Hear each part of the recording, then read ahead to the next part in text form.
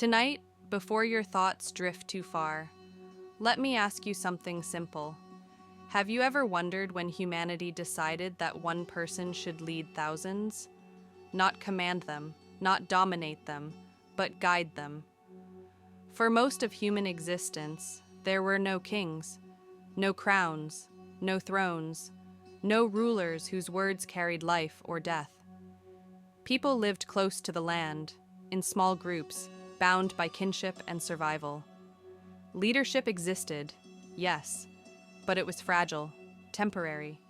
Someone led because they knew the seasons, because they remembered past storms, because they had lived long enough to understand when to move, when to wait, and when to act.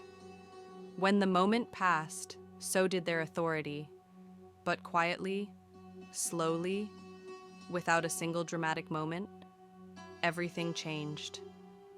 Tonight, I want to tell you the story of how humanity's first kings appeared.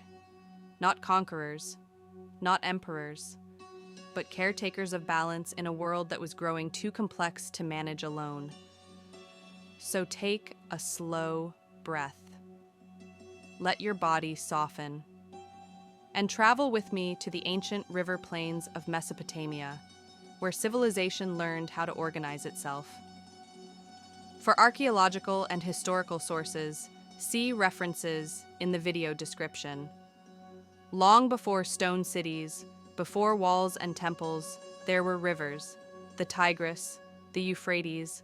They brought life and unpredictable destruction. Each year, floods arrived without warning. Some nourished the fields, others drowned them. People adapted. They planted when they could, stored what they had, shared when survival demanded it. But over time, something happened. Communities grew. Small villages became settlements. Settlements became networks of homes.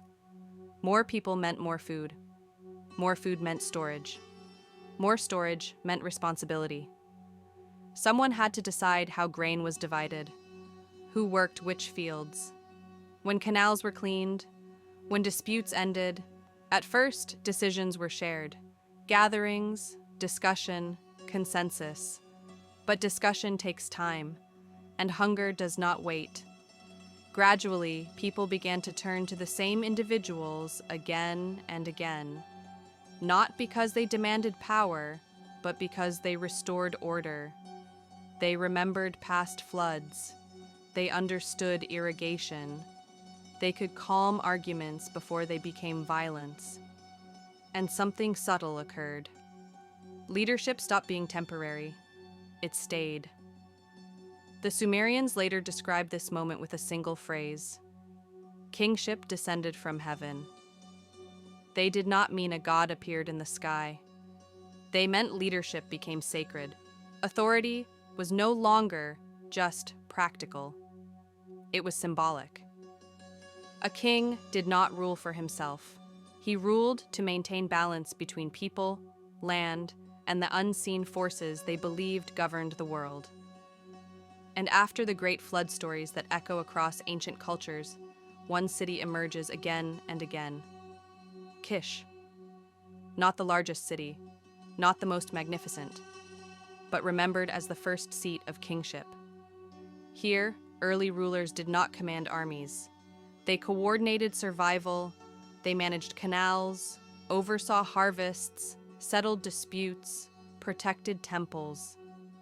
If they failed, the consequences were immediate. There were no bureaucracies to hide behind, no distant capitals. The king was visible. His responsibility was absolute. One of the earliest remembered kings was named Etana. His story survives in myth, not as a tale of conquest, but of duty. The legends say Etana sought the plant of birth, not power, not gold, but continuation. In the story, he ascends into the sky, not to escape humanity, but to ensure its future. This tells us something essential. Early kingship was not built on domination. It was built on responsibility. But leadership came with weight. Early kings lived under constant pressure. If crops failed, they were blamed. If floods destroyed fields, it was believed the gods had withdrawn favor. Power was limited by belief itself. Over time, myth and memory began to meet reality. One ruler marks this transition clearly, Enmebaragesi of Kish. His name appears not only in stories, but in archaeological inscriptions.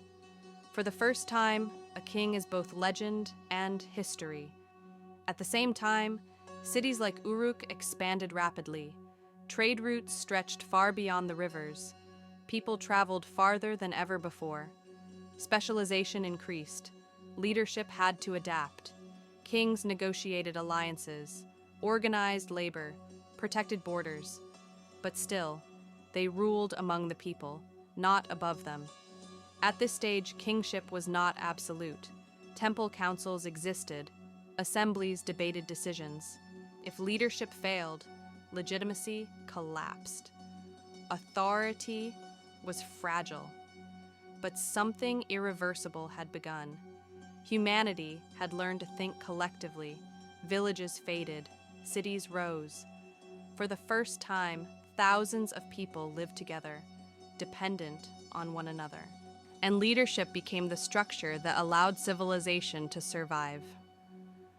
As night deepens, let this thought settle softly. The first kings did not rise through violence. They rose through necessity. In Part 2, we will explore how this fragile system evolved, how kingship transformed, spread, and reshaped the world forever. For now, rest. As the ancient cities of Mesopotamia grew, so did their complexity.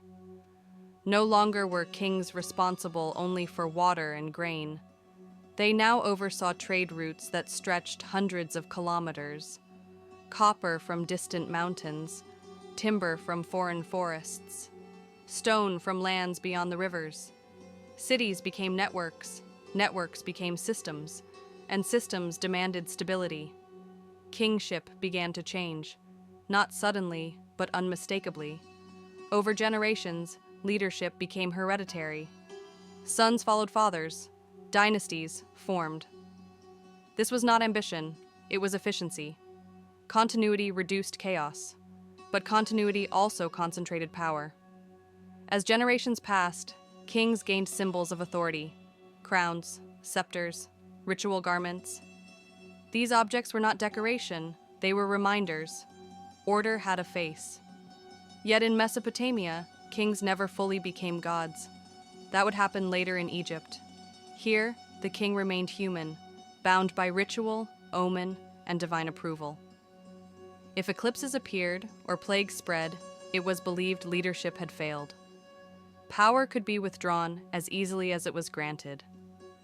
As empires rose and fell, the idea of kingship spread. Akkad, Babylon, Assyria. Each reshaped its meaning. Kings became commanders, lawgivers, builders of monumental architecture. But beneath the power, the old responsibility remained: protect the people, maintain balance, preserve order. Some rulers failed, some succeeded. Cities were destroyed, rebuilt, renamed. Yet the structure endured, and from these experiments, humanity learned something profound. Society could be organized at scale. Millions today live in systems born from these early choices. Governments, law, administration, trade regulation, all trace their roots to those first kings who stood between chaos and survival. As the ancient world aged, the memory of early kings softened. Myths replaced names, symbols replaced faces, but their legacy did not disappear. Every leader, every ruler, every government is a descendant of that first decision: to place responsibility in the hands of one for the sake of many. Tonight, as your breathing slows, remember this: kingship did not begin with ambition, it began with care. And though cities crumble and names fade, the structure they created still shapes the world we inhabit. Let the past rest, and let your mind rest with it. Good night.